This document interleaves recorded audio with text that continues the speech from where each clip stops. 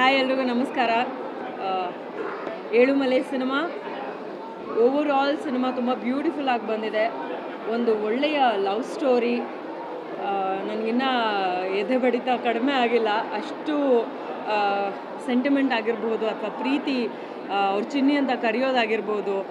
ಆ ಕೆಲವೊಂದು ಸೀಕ್ವೆನ್ಸಸಲ್ಲಿ ಅವ್ರು ಏನು ಅಯ್ಯೋ ಇದಾಗ್ಬಿಡ್ಲಿ, ದೇವ್ರು ನಮ್ಮನ್ನು ಕಾಪಾಡಲಿ, ಅವಳನ್ನು ಕಾಪಾಡಲಿ ಅಂತ ಪ್ರೇ ಮಾಡ್ಕೊಳ್ಳೋ ರೀತಿ ಇದೆಯಲ್ಲ, ಅದೆಲ್ಲವೂ ತುಂಬ ಹಾರ್ಟ್ ಟಚಿಂಗ್ ಆಗಿದೆ. ಆ್ಯಂಡ್ ನಿಜವಾಗ್ಲೂ ಒಂದು ಸಿನಿಮಾನ ನೋಡಿ ಪ್ರೀತಿ ಮಾಡೋರು ಅಂದರೆ ಹೀಗಿರಬೇಕು.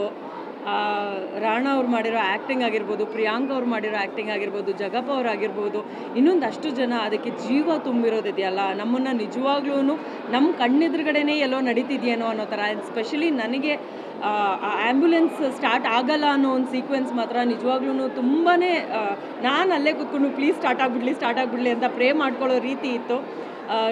ತುಂಬ ಮನಸ್ಸಿಗೆ ಹತ್ತಿರ ಆಗೋ ಸಿನಿಮಾಗಳಲ್ಲಿ ಏಳುಮಲೆ ಸಿನಿಮಾ ಕೂಡ ಒಂದಾಗುತ್ತೆ. ಆ್ಯಂಡ್ ಪುನೀತ್ ಅವರು ಡೈರೆಕ್ಷನ್ ಮಾಡಿದ್ದಾರೆ. ಆ್ಯಂಡ್ ನಮ್ಮ ಪ್ರೀತಿಯ ತರುಣ್ ಸರ್ ಪ್ರೊಡ್ಯೂಸ್ ಮಾಡಿದ್ದಾರೆ. ಅವರ ಪ್ರೊಡಕ್ಷನ್ ಹೌಸಲ್ಲಿ ಬಂದಿರುವಂತಹ ಮೊದಲನೇ ಸಿನಿಮಾ ತುಂಬ ಒಳ್ಳೆಯದಾಗಲಿ. ಆ್ಯಂಡ್ ತರುಣ್ ಸರ್ ಟೀಮ್ ಅಂತಂದ್ರೇ ಒಂದು ನೆಕ್ಸ್ಟ್ ಲೆವೆಲ್ ರೆಸ್ಪೆಕ್ಟ್ ನನಗೆ. ಯಾಕೆ ಅಂತಂದರೆ ಅವರೆಲ್ಲರೂ ಕೆಲಸನ ಅಷ್ಟು ಕಣ್ಣಿಗೆ ಹೊತ್ಕೊಂಡು ಮಾಡ್ತಾರೆ, ತುಂಬ ಪ್ರೀತಿಯಿಂದ ಮಾಡ್ತಾರೆ, ಕಷ್ಟಪಟ್ಟು ಇಷ್ಟಪಟ್ಟು ಮಾಡ್ತಾರೆ. ನಿಜವಾಗ್ಲೂ ಏಳುಮಲೆ ಸಿನಿಮಾನ ಎಲ್ಲರೂ ಥಿಯೇಟ್ರಿಗೆ ಬಂದು ನೋಡಬೇಕು. ಆ್ಯಂಡ್ ಪ್ರಿಯಾಂಕಾ ಅವರು ಫಸ್ಟ್ ಟೈಮ್ ಹೀರೋಯಿನ್ ಆಗಿದ್ದಾರೆ. ಬಟ್ ಫಸ್ಟ್ ಟೈಮ್ ಆ್ಯಕ್ಟಿಂಗ್ ಅಂತ ಎಲ್ಲೂ ಅನಿಸಲ್ಲ.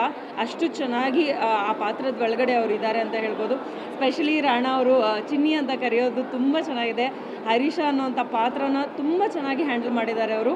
ಇದೇ ರೀತಿಯಾಗಿ ಹೆಚ್ಚೆಚ್ಚು ಸಿನಿಮಾಗಳನ್ನ ಮಾಡ್ತಾ ಇರಲಿ. ಆ್ಯಂಡ್ ಎಲ್ಲರೂ ದಯವಿಟ್ಟು ಫ್ಯಾಮಿಲಿ ಸಮೇತ ಏಳುಮಲೆ ಸಿನಿಮಾನ ಥಿಯೇಟ್ರಿಗೆ ಬಂದು ನೋಡಬೇಕು. ಆ್ಯಂಡ್ ಆಲ್ಸೋ ಇದರಲ್ಲಿ ಸಸ್ಪೆನ್ಸ್ನ ಯಾವ ರೀತಿಯಾಗಿ ಕ್ಯಾರಿ ಫಾರ್ವರ್ಡ್ ಮಾಡಿದ್ದಾರೆ ಅಂತಂದರೆ, ಇನ್ನೇನು ಮುಗೀತು ಅನ್ನೋಂಥ ಹಂತದಲ್ಲಿ ಇನ್ನೊಂದು ಲೀಡ್ ತೊಗೊಳುತ್ತೆ, ಅದು ಮುಗೀತು ಅನ್ನೋಷ್ಟೊತ್ತಿಗೆ ಇನ್ನೊಂದಕ್ಕೆ ಲೀಡ್ ತೊಗೊಳುತ್ತೆ.